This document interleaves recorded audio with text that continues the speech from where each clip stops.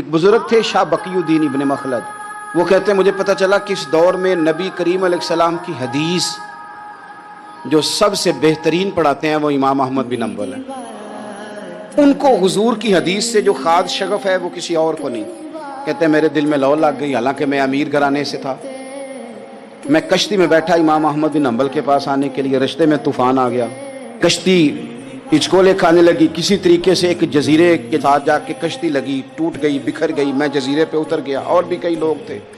ایک مہینہ وہاں رہنا پڑا، بارشیں ختم ہوئی، موسم ٹھیک ہوا، ایک کشتی دکھائی دی آتی ہوئی۔ فرماتے ہیں کہ وہ اس کشتی میں بیٹھا، دوبارہ بغداد کیا، مجھے سفر طے کرتے 2.5 مہینے گزر گئے، وہ جزیرے پہ مہینہ پتے کھا کے بھی گزارا کرنا پڑا۔ نکلا تھا علم حاصل کرنے، جب بغداد شریف پہنچا لوگوں سے پوچھا امام احمد بن حنبل کا مدرسہ کہاں ہے؟ انہوں نے کہا وہ مدرسہ تو بند ہو گیا، وقت کا بادشاہ مخالف ہو گیا، مسجد مدرسہ سیل کر دیا۔ امام صاحب کہاں ہیں؟ کہا گھر کے اندر قید ہیں۔ ان کے گھر کو سب جیل بنا دیا، چاروں جانب پولیس کھڑی ہے، اور ویسے بھی بغداد میں کرفیو ہے، ہر چوک چوراہے میں پولیس والے کھڑے ہیں۔ شاہ بقی الدین کہتے ہیں اتنا کچھ سننے کے باوجود بھی میرا جذبہ ٹھنڈا نہیں ہوا۔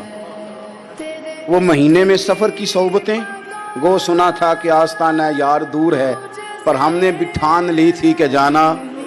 گو سنا تھا کہ آستانہ یار دور ہے، پر ہم نے یہ ٹھان لی تھی کہ جانا ضرور ہے۔ کہتے ہیں پہنچ گئے، اب پتہ چلا کہ کرفیو ہے، سڑکوں پہ پولیس کھڑی ہے، گلیوں میں چوکوں چوراہوں میں پہرے ہیں، امام صاحب تک تو جا کوئی نہیں سکتا۔ کہتے ہیں میں نے ایک شخص کی منت کی، میں نے کہا کسی طریقے گاڑی بتا۔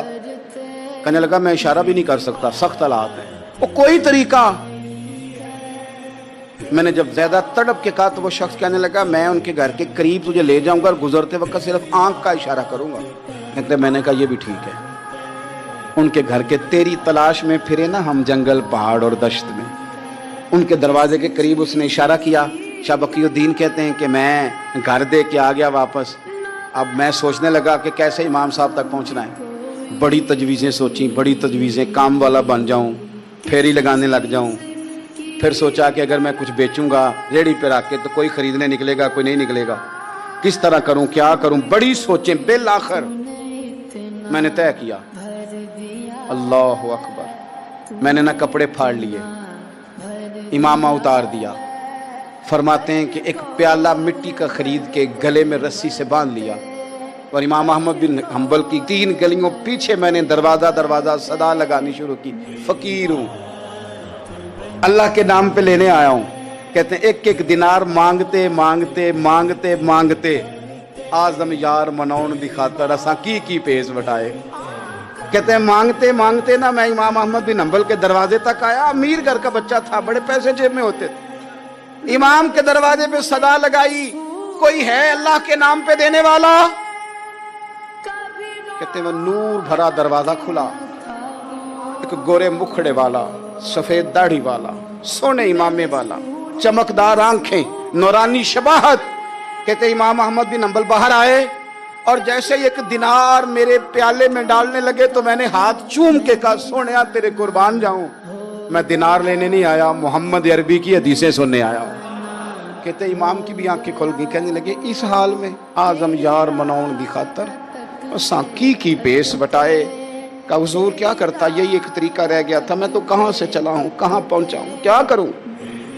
امام صاحب فرمانے لگے پھر میں بھی بڑے دنوں سے پریشان تھا، کوئی سیکھنے والا نہیں مل رہا تھا، تو مل گیا۔ کہنے لگا حضور میں روز آ جاؤں فقیر بن کے، آپ جتنا چاہیں 2 4 5 منٹ میں مجھے حدیثیں سنا دیں، میں اگلے دن یاد کر آیا کروں۔ کہتے 2 سال لگ گئے، شاگرد کہاں ملیں گے، ایسے گزر گیا دور۔ کہتے ہیں کہ میں نا ہر روز فقیر بن کے جاتا، 3 گلیاں پیچھے مانگنا شروع کرتا، کوئی شک نہ کرے، 2 سال دروازے پہ جاتا، آگے پیالہ کرتا، امام ایک دینار ڈالتے اور مصطفیٰ کی حدیثیں سناتے۔ کہتے ہیں حالات بدل گئے، 2 سال کے بعد حکومت بدل گئی، امام کا مدرسہ بحال ہو گیا، رش ہو گیا۔ بادشاہ بڑا عقیدت مند تھا، جو نیا آیا اس نے بڑا کر کے ادارہ بنا کے دیا، جس دن میں گیا تو رش لگا ہوا تھا۔ کہتے ہیں حالات بدلے تو ہم نے بھی کپڑے بدلے، ہم نے بھی دوبارہ سے دستار باندھی، اور کہتے ہیں بڑے لوگ بیٹھے ہوئے تھے، میں جب داخل ہوا نا تو امام اٹھ کے کھڑے ہوئے، آپ فرمانے لگے پتر ادھر آ، تو آگے آ کے بیٹھ، لوگ دین سیکھنے آتے ہیں، تو فقیر بن کے مانگنے آیا تھا۔